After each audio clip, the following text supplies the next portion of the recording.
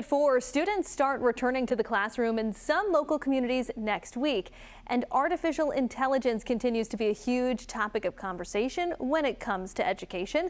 Globe Rhode Island reporter Steph Machado has sifted through some new guidelines on AI from the Rhode Island Department of Education and joins us now live in studio to talk about it. Hey, Steph. Hi, Kim. Thanks for having me. Thanks for being here. So AI has been around for a while now. I remember when ChatGPT went public in the fall of 2022 around Thanksgiving, and it seemed like everything changed in an instant. But this is the first set of guidelines from RIDE about how it should be used in the classroom? It is, and it was a long time coming, Kim. You know, teachers and administrators I've been talking to for the last couple of years have told me the number one thing about AI is they feel like they have no guidance. The policies are different from classroom to classroom, school to school.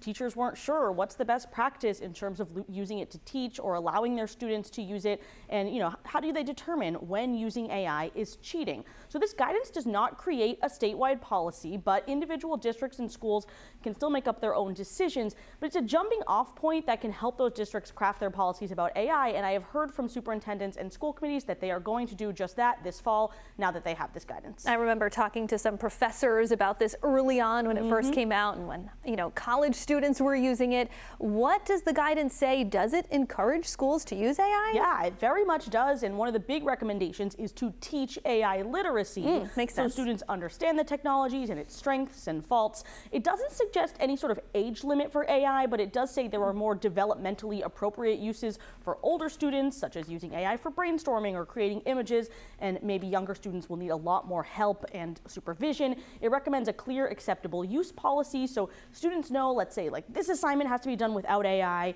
On this assignment, I can use AI for certain tasks.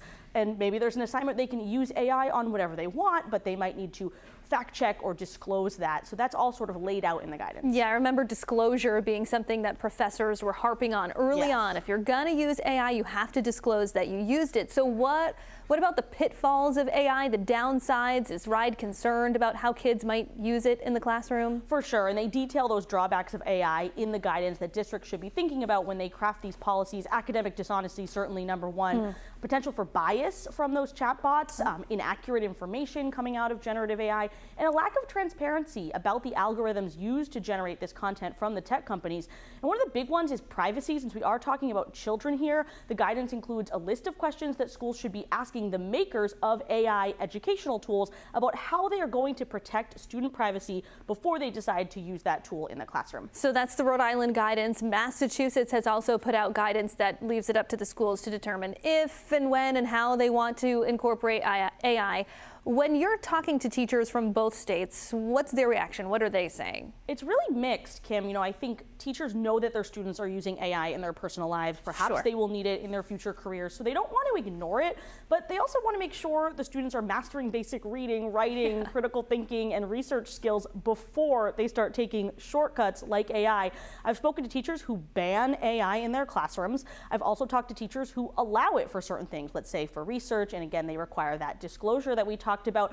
I've also talked to teachers who are going back to old school pen and paper, maybe not for the whole assignment, but for outlines and first drafts, just to see that students are actually coming up with their own ideas with their own brains. Yeah, even though it's been around for 3 years, it's still really a new era of this technology. Yeah, absolutely. All right, Steph Machado from the Globe Rhode Island, thanks so much for being here. Thanks, and if Kim. you want to check out Steph's reporting, including the entire AI policy, it's available right now at globe.com/RI.